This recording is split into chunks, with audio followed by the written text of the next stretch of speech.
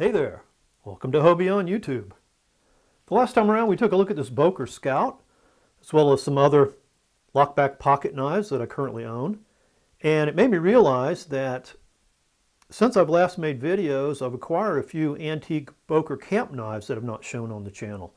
So I've got three to share with you today, and I think what we'll do is we'll start with the youngest and move our way back to the oldest. Might be a bit of a long video, but bear with me because we've got a lot of great stuff to share with you, as well as a before and after restoration slideshow at the end. So let's get started. The first one I have to show you is a Boker Humpback camper, but this one, instead of the corkscrew in the front, has a Phillips driver. So you can see here a nice long Phillips driver in the front instead of the corkscrew, and the awl as usual in the back. Now these are a little scarcer, a little harder to get than the typical 182s with the corkscrew. And this knife was actually sold here in the US as the 7594R, just kind of strange. But the 182 with the corkscrew was actually sold as the 7593 here in the US for a while. And so the difference was the 7594R had the Phillips. And I also think the R had to probably stand for Bale, which it does with a lot of other knife companies. I think that 7594, that 7593, those had to be model numbers, of course, but I do think they also were probably a numbering system that Boker may have employed once upon a time, because the oldest Boker Camp knife I'm going to show you today is only known also by a 4-digit number that begins with 7. So I'm going to tell you everything I know about these, and all this information comes from an excellent online blog on roverhaven.com. Roverhaven.com has a blog with excellent articles by Myron Erickson, and he's got two in particular, one Song of the Humpback Part 1 and Song of the Humpback Part 2, that tells you all about these humpback campers. And so the following information I got from there. By the way, if you've not gone there, bookmark roverhaven.com. When you get to the website, just pull down the menu to blog and then search out these articles. You're going to be delighted. The pictures are fantastic. He's an expert in these knives. He's got the deepest collection that I know of, and he's got great pictures as well. So other great articles on camp knives as well. roverhaven.com and Song of the Humpback, Parts 1 and 2. What I learned from those articles is that this 7594 was made from 1956 to 1967. In 1956 alone, you could get it in true jigged bone. And in 1956 to 1960, you could get it with red pyrrolene handles. Now, pyrrolene is just a trade name for Boker's celluloid.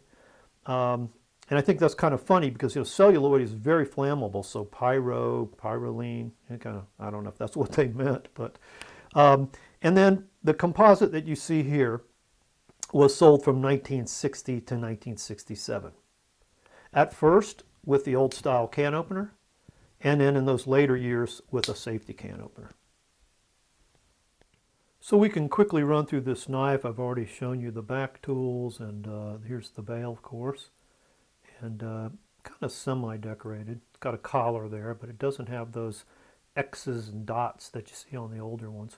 Here's the shield. It's a pretty familiar shield. It's the chestnut tree with Zoligan underneath it. And of course we've seen the old style can opener.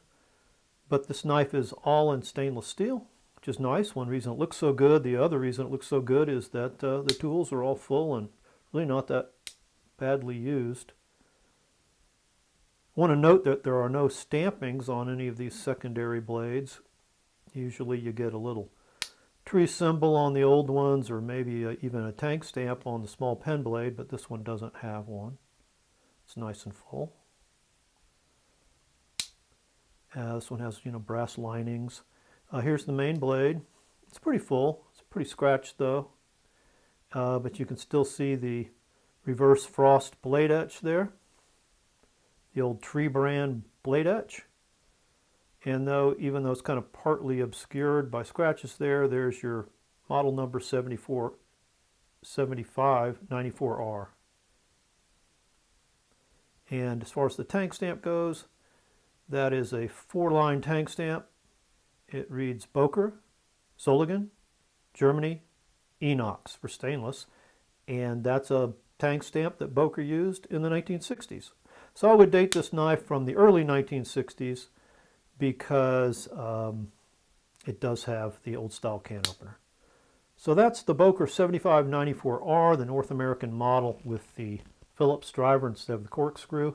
And they are harder to get a hold of than your regular Bokers with the corkscrew. Okay, next up is a 182 from pre-World War II. I don't really know how to date this knife. I know it is old, but the tank stamp, just gives you a date 1869 to 1944. So pretty broad range there. It is definitely like my other pre-World War II Boker Camp knives, except for this one has wood scales. And I've actually had one of these before, and the one I had before had a shield, but they came both with a shield and without a shield. I've seen a few others online without shields. And I just have to think that maybe back when this knife was sold, shields were optional, or maybe cost a little more. I think Victorinox did that for a while, from 1902, I believe it was, to 1909.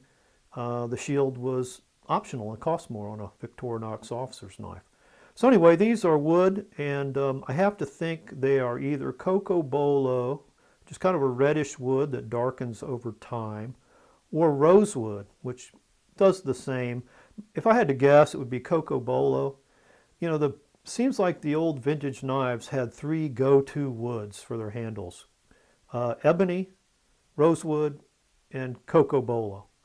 And this just kind of looks like other cocobolo wood handled knives that I've come across. So anyway, as you can see, it's got brass pins. It does have brass linings, but an aluminum spacer in the middle, which is kind of interesting.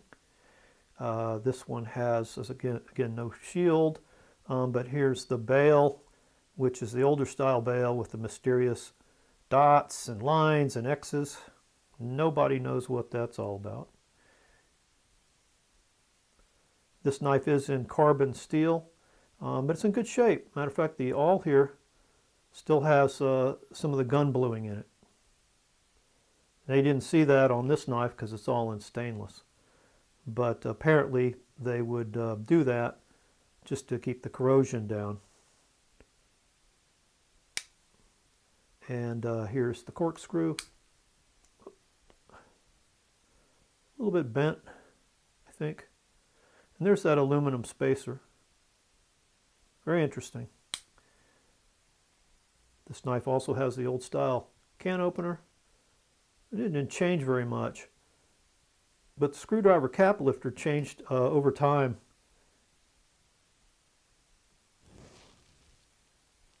It's very faint, but you can see it right here. There is the chestnut tree symbol on the back.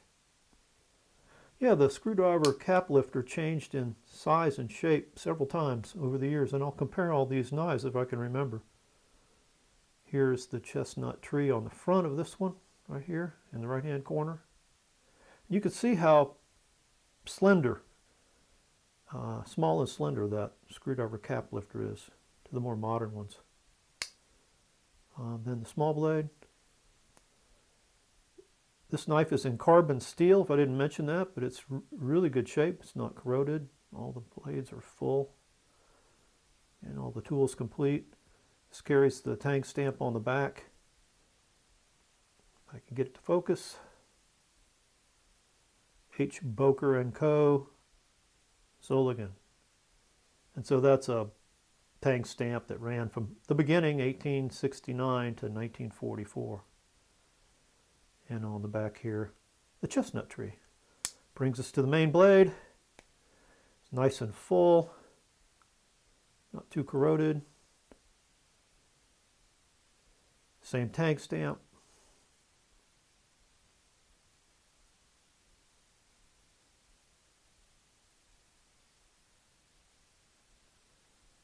And same symbol.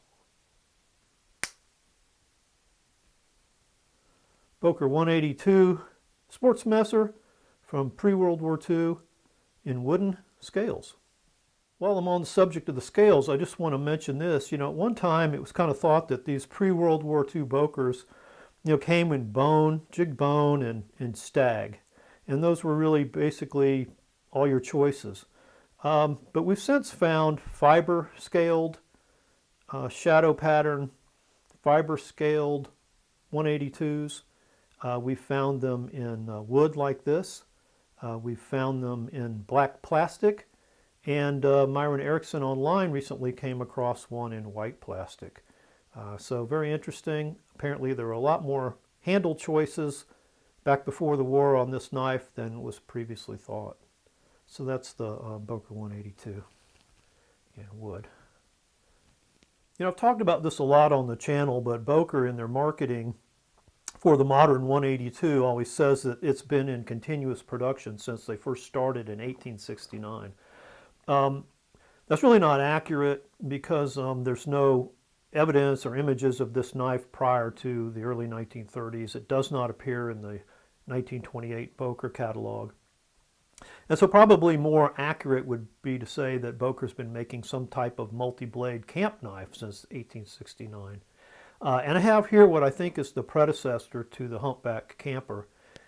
This knife does appear in the 1928 catalog, and it is shown as the number 7204 in ebony. And so here it is. It's an equal end 6-blade utility knife, camper or tourist knife. And also different is that it has the awl in the front. So it's very stiff and hard to open. There we go. Brass liners there you see. And the corkscrew in the back.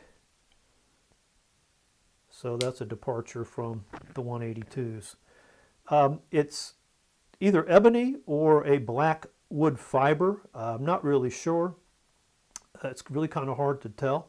I'm thinking it might actually be ebony wood because it's so much thinner than most fiber scales that I've worked with. But as you can see, it has these washers around the rivets. 3 of those were missing when I bought it, so those have been repaired. And the knife has been refurbished to a point, and I'll show you my efforts and the results here at the end of this video. So let's go through these top tools. Screwdriver does have a cap lifter, and no markings that I can tell. This older style screwdriver cap lifter was really stubby and beefy looking, and they really work well to pop caps, I'll tell you that. These changed a lot over the years. If I can remember, I'll line all these screwdrivers up against each other and you can see that. This style can opener didn't change much through the years until it was changed completely over to the safety can opener. Again, no markings. Carbon steel, of course. Now the short blade was broken and was reprofiled. I cleaned it up a little bit. That's kind of a shame, but not too bad for a knife this age and this rare. That's the only problem I really can't fix. Here's the tang stamp on it. It's an older tang stamp. It's the last of the Boker improved tang stamps. So it's, I believe, H. Boker & Co.'s improved cutlery in 3 lines. And that was used from 1880s to the late 1930s. That'll appear again, of course, on the main blade, but there's no... oh, here's the tree symbol on the back of this one.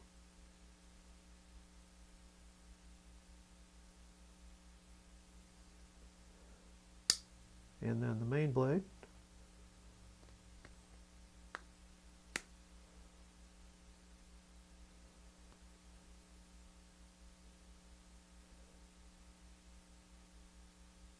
Not too bad. And this one has the same tang stamp.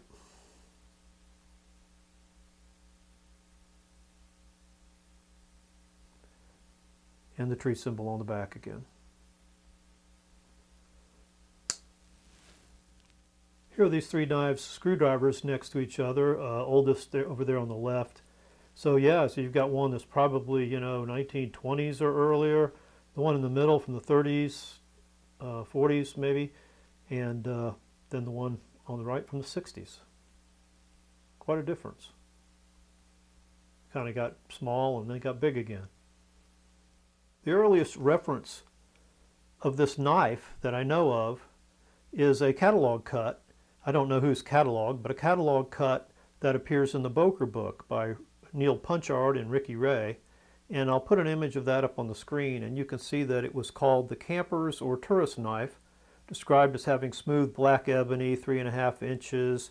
They called these overlay rivets. And then they go through all the tools and they mention the screwdriver, but they don't mention a cap lifter. And makes me think that it probably had a solid screwdriver back in 1908 because bottle caps really weren't that prevalent. But it's a shame we can't verify that because the image shows the knife in the closed position for some reason. And therefore you can't see any of the blade stamps or anything else. There's a much better image of it in the 1928 Boker catalog reprint, and I'll put the image that's in that catalog up on the screen, and there you can see it in the open position. You see that the screwdriver does have a cap lifter by 1928. You can see that the can opener has the tree symbol on it, and they've put there's a tang stamp on the front of the screwdriver. Now it may have had that, mine does not, but they may have also just taken some artistic license there because you can't really see the tang of the main blade. So maybe they just wanted to kind of show the H. Boker & Co. tang stamp on something. That is a tang stamp that would be H. Boker & Co. with either Zolligan under it or Zolligan under it and Germany under Zolligan. So either a 2-line or a 3-line tang stamp, but both of those were used up to 1944. So I don't think my knife is as old as the one in the 1908 catalog cut, because it's got a cap lifter. But I do think it's probably older than the image in the 1928 catalog because it's got the H. Boker & Co.'s improved cutlery tang stamp, which is an older tang stamp. There it is. I have to think that this knife is pretty rare because I've never seen another one. They don't really even have one to show in the Boker book. There's not a real picture of one in the Boker book. And so I was quick to jump on it, even though it was in terrible condition, and go to work on it. And I put in some effort. And I'd like to show you that now. If you don't mind, stay tuned for the slideshow. But I want to thank you for watching. And as always, have fun collecting.